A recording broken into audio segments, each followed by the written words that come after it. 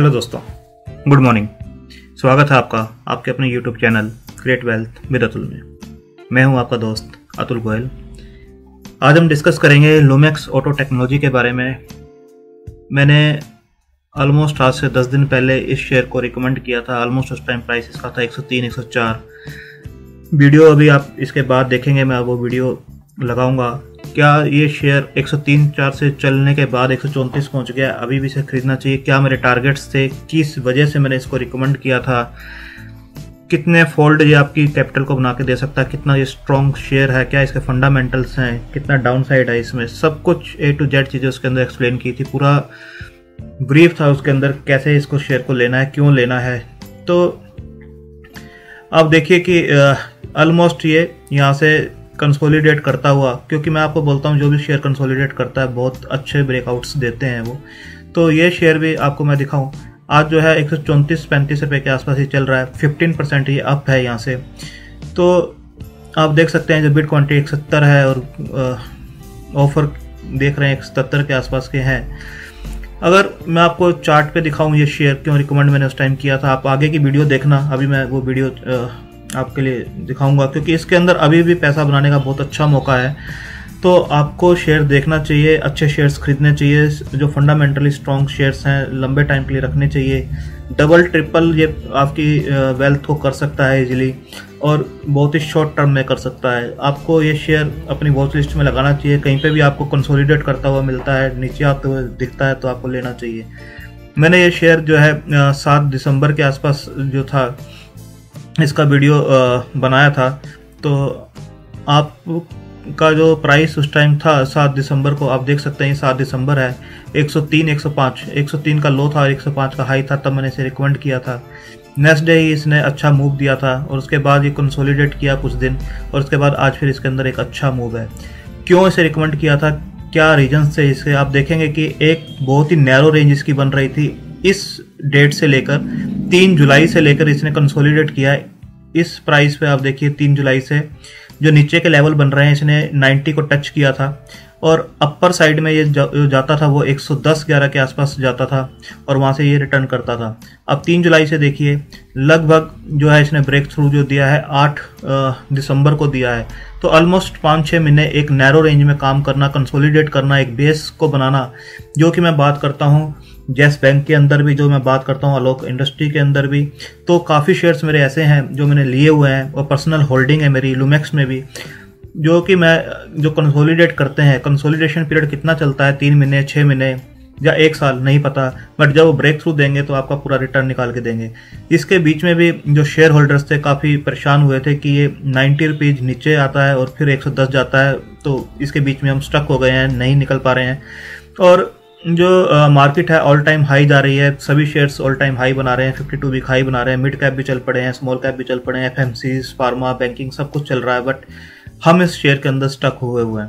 तो मैं उस टाइम भी इसके अंदर बना हुआ था। अब देखिए 3 जुलाई से शेयर का जो लो था 90 रुपीज़ था, अब जो था 110 रुपये के आसपास था।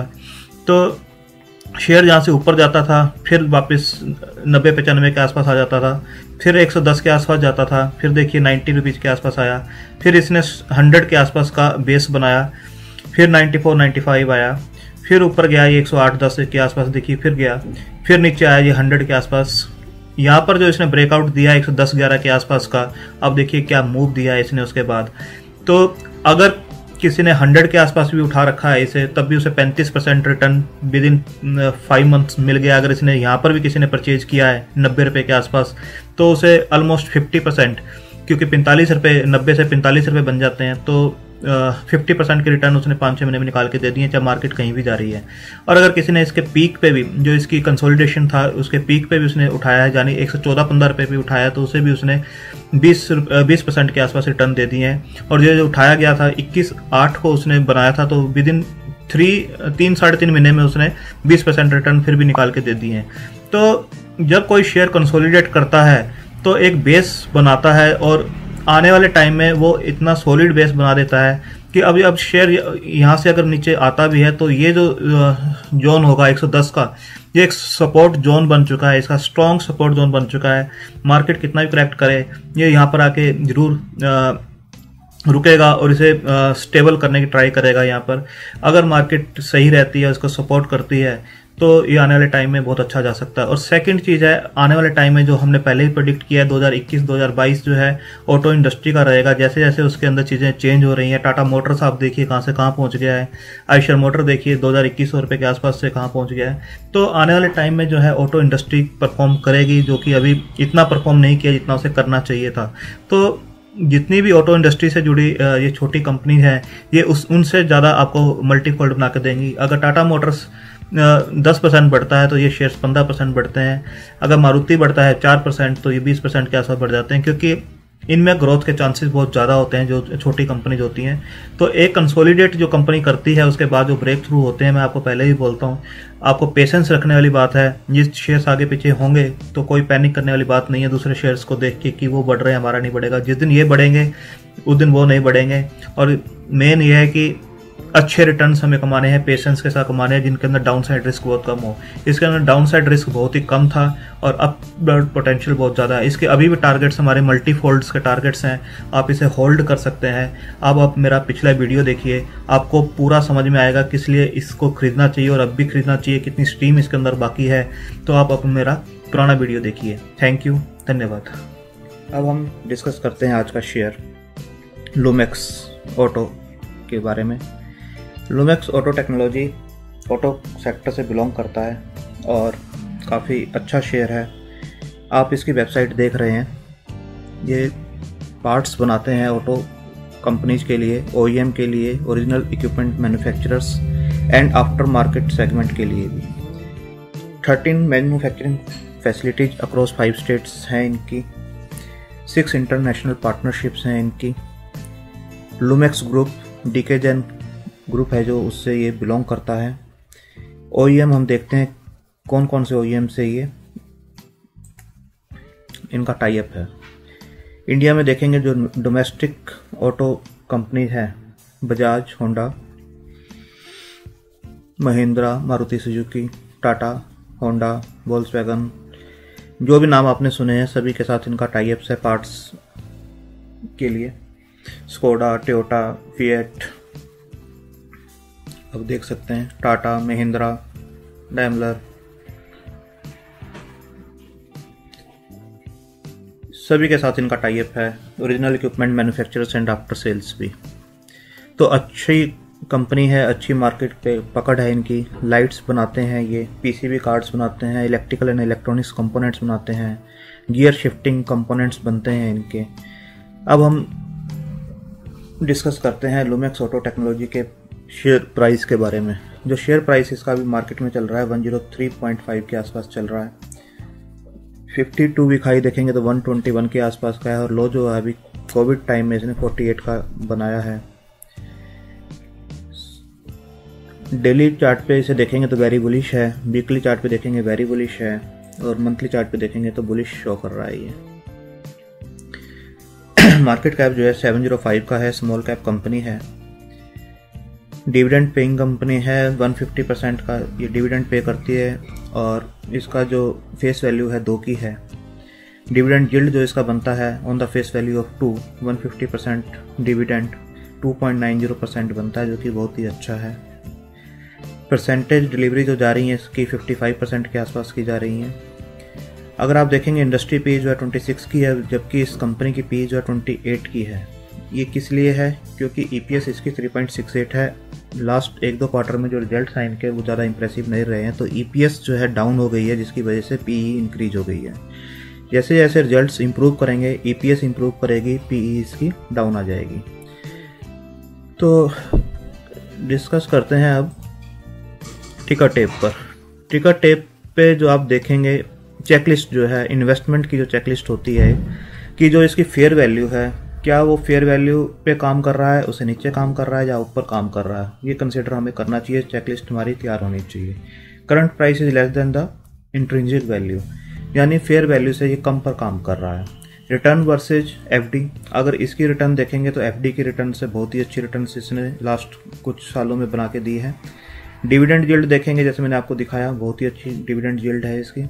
एंट्री पॉइंट जो है गुड टाइम टू कंसीडर, इस टाइम पर भी इसके अंदर एंटर किया जा सकता है। रेड फ्लैग्स देखेंगे, कोई भी इसके अंदर रेड फ्लैग नहीं है। ASMA, GSMA या सेबी की किसी भी लिस्ट में ये रेड फ्लैग्स में नहीं आता है।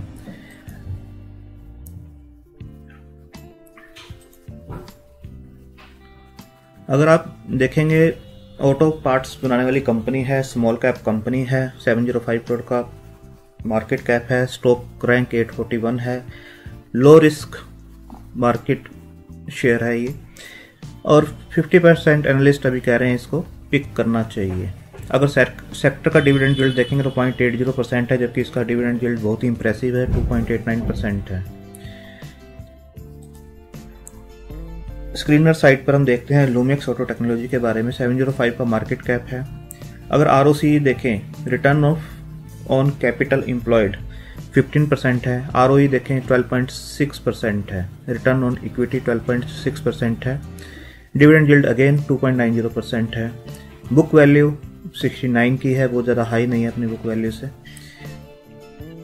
अगर ग्राफ को देखेंगे, जो ग्राफ चल रहा है उस पर देखेंगे चार्ट के ऊपर, तो ये अपनी 200 डे DMA से ऊपर काम कर रहा है सिंस 3 जुलाई 2020 से, जो कि एक बहुत ही अच्छी बात है। अगर कोई भी शेयर अपने 200 डे DMA से ऊपर काम करता है, बहुत ही अच्छी बात होती है। Company has reduced its debt, company is almost debt free, कोई कंपनी पे डेट नहीं है। Company has been maintaining a healthy dividend payout of 31.41%। Dividend yield बहुत ही अच्छा है, जैसे मैंने आपको पहले ही बताया।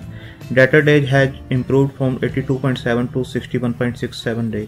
डेटर डेज क्या होते हैं? डेटर डेज होते हैं जो कंपनी अपने क्लाइंट्स को, जैसे ये आगे कंपोनेंट्स सप्लाई करते हैं ओरिजिनल इक्विपमेंट मैन्युफैक्चरर्स को, तो वहाँ से जो पेमेंट्स आती हैं, जो क्रेडिट पीरियड होता है, जो पहले क्रेडिट पीरियड था 82.7 डेज का था, जो कि अब रिड्यूस होकर 61.67 डेज का हो गया है।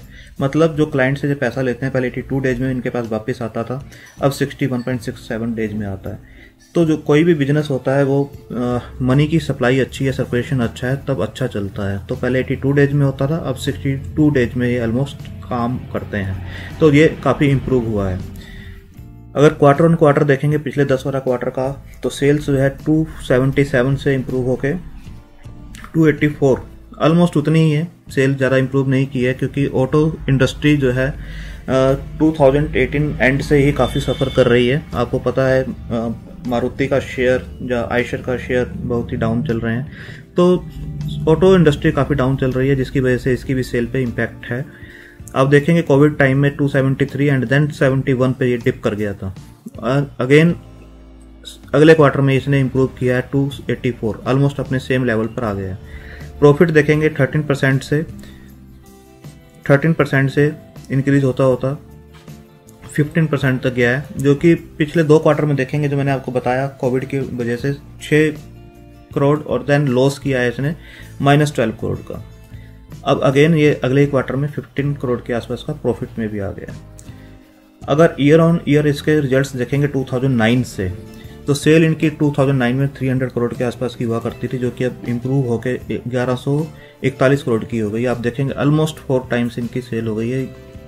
मार्च की सेल जो है थोड़ी सी कोविड की वजह से डाउन रही है, अदरवाइज इसकी ऑल टाइम हाई सेल होनी चाहिए थी ये 1187। एंड देन आप देखेंगे किसी भी साल में इसकी जो सेल है वो कम नहीं हुई है, तो रेगुलर ये इंक्रीज कर रही है।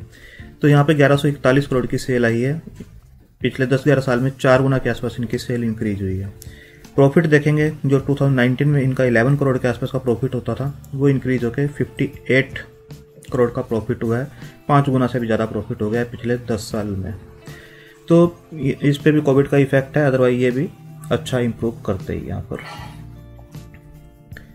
बैलेंस शीट में देखेंगे आप, जो बोरिंग है वो 23 करोड़ थी पहले 2009 में, जो कि इंक्रीज होकर 95 के आसपास हो गई थी मार्च 2020 में। इस क्वार्टर में इन्होंने अपनी जो डेट है उसको भी रिड्यूस किया है, 95 से 54 के आसपास किया है। सितंबर 2020 जो लेटेस्ट है वो 54 के आसपास है, जो कि रिड्यूस हुई है। रिजर्व इनके पास अच्छे हैं, 452 करोड़ के अच्छे रिजर्व इन्होंने अपने बना रखे हैं। पहले 433 था, 452 का रिजर्व इनके पास हैं। एसेट्स काफ़ी अच्छे हैं इनके जो बने हुए हैं, 860 करोड़ देन 872 करोड़ के अच्छे एसेट्स इन्होंने बनाए हुए हैं। अगर शेयर होल्डिंग पैटर्न की बात करते हैं तो जो प्रमोटर्स की होल्डिंग है 2017 से देखेंगे आप इंक्रीज हुई है, 55.64 से 55.98 है, थोड़ी सी इंक्रीज हुई है। और FII जो है 16.62 से 18.32, आप देखेंगे FII का भी स्टेक यहाँ पर इंक्रीज हुआ है। DII देखेंगे 4.05 से इंक्रीज होते हुए 5.42% का इंक्रीज हुआ है। तो FII ने अपनी होल्डिंग्स इंक्रीज की है, DII ने अपनी होल्डिंग्स इंक्रीज की है, प्रमोटर्स अपनी होल्डिंग्स इंक्रीज कर रहे हैं। तो रिड्यूस हुई है किसकी? जनरल पब्लिक की। आप और मेरे जैसे जो रिटेल इन्वेस्टर्स होते हैं जो कि शेयर्स की फ्लक्चुएशन से घबरा जाते हैं और शेयर्स को बेच देते हैं, उस टाइप के पब्लिक होल्डिंग जो है वो रिड्यूस हुई है। बाकी प्रमोटर्स FII DII अपना शेयर में स्टेक बढ़ा रहे हैं। अगर हम इसके ग्राफ्स पे बात करते हैं, मैंने जीरोधा एप्लीकेशन यूज करता हूं, तो जीरोधा का ये चार्ट है, डेली का ये चार्ट मैंने लगाया हुआ है, 1 डे कैंडल्स हैं ये। अगर आप देखेंगे तो शेयर ने 90 का जो प्राइस है जो क्रॉस किया था 3 जुलाई को क्रॉस किया था। ऑलमोस्ट 5 से 6 महीने हो गए हैं। किस रेंज में ये काम कर रहा है? ये काम कर रहा है, लोअर साइड जो है इसकी 90 है और अपर साइड ये ऑलमोस्ट 110 के आसपास काम कर रहा है। एक छोटी सी ब्रैकेट में ही ये काम कर रहा है, 90 से लेके 110 के बीच में ये पिछले 5-6 महीने से इसी रेंज में घूम रहा है। अभी क्या है इंटरेस्टिंग इसका, पहले ये 90 का जो इसने बेस बनाया हुआ था, धीरे धीरे इंक्रीज करके इसने उसे 95 के आसपास बेस बनाया एंड देन अभी 100 के आसपास का इसने बेस बना लिया है। यानी जो इसका लोअर बेस है वो इंक्रीज हो रहा है 5 रुपए से। पहले 90 का बेस था, अगेन इसने जो बेस बनाया 95 का बेस बनाया और उसके बाद इसने 100 का बेस बना लिया। अब काफ़ी टाइम से आप देखेंगे तो इसे 100 के आसपास काम कर रहा है। 100 को इसने जो क्रॉस किया था 17 नवंबर को क्रॉस किया था और उसके बाद से ये 100 के ऊपर काम कर रहा है और 100 को इसने अच्छा स्ट्रॉन्ग बेस बनाया हुआ है। अगर इसका थोड़ा सा लॉन्ग टर्म का चार्ट आप देखते हैं, लॉन्ग टर्म का चार्ट जो कोविड से पहले जो सिचुएशन थी ये ऑलमोस्ट एक इसी लेवल पे काम कर रहा था, 117, 18, 120 के आसपास काम कर रहा था और उसी लेवल पे पहुंच गया। कोविड टाइम पे ये जो शेयर ने टच किया था 50 के आसपास का, इसने 48-50 के आसपास का लो बनाया था। जब ऑटो इंडस्ट्री की हालत आप देखेंगे 2018 से, जैसे मैंने बताया, थोड़ी सी खराब हुई थी, उससे पहले ये शेयर 224 के आसपास काम करता था। तो 224 से ये शेयर डाउन हुआ ऑटो सेक्टर की वजह से। उसके बाद इसने अगेन थोड़ा सा रिवाइव किया, रिवाइव करने के बाद कोविड की वजह से अगेन शेयर डाउन गया और अगेन ये धीरे धीरे स्लो रिवाइव कर रहा है। जैसे ही इंडियन इकोनॉमी में थोड़ा सा रिवाइवल आता है और ऑटो सेक्टर में कुछ रिवाइवल आता है तो ये शेयर जो है सबसे पहले भागने वाला शेयर होगा।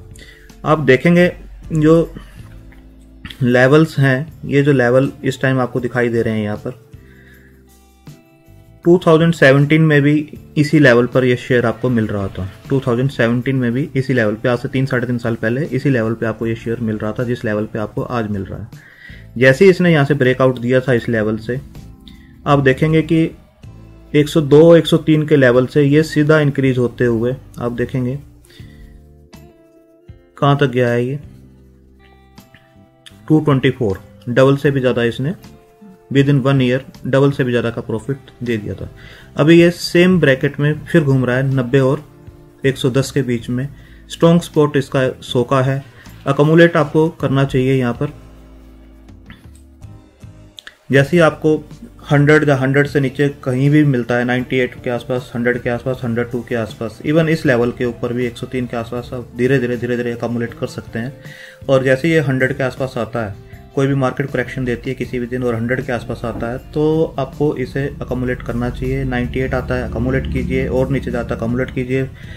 कोई भी शेयर प्राइस जो होता है डेली बेस पे फ्लक्चुएट करता है, तो जो डिमांड सप्लाई है उसके बेस पे फ्लक्चुएट करता है और जो इसके फंडामेंटल्स हैं वो कभी भी डेली बेस पे चेंज नहीं होते हैं। ऐसा नहीं है कि शेयर प्राइस 3% नीचे आ गए, 4% नीचे आ गए, उसके फंडामेंटल्स को चेंज हो जाएंगे। डिमांड सप्लाई की वजह से वो चेंज होता है, प्राइस एक्शन की वजह से वो चेंज होता है। Market correction day by day अगर कुछ होती है और शेयर आपको नीचे मिलता है तो कोई फंडामेंटल उसके ख़राब नहीं हुए, आपको उसे अकोमुलेट करना चाहिए बिना पैनिक हुए। जितना आप अकोमुलेट कर सकते हैं इस रेंज में कीजिए। जैसे ये 110 को ब्रेक करता है, इस लेवल को ये ब्रेक करता है, तो आप इसके अंदर एक सडन अच्छा स्पाइक देखेंगे जो कि इसे 150 की ओर लेके जाएगा। 144 150 इमीडिएट है and then life time high है। कोई भी एक क्वार्टर इसने अच्छा रिजल्ट्स दे दिया जैसे इसने पहले रिजल्ट्स दिए हैं तो ये अगेन जो है अपने लाइफ टाइम हाई की तरफ जाएगा। थैंक यू, धन्यवाद।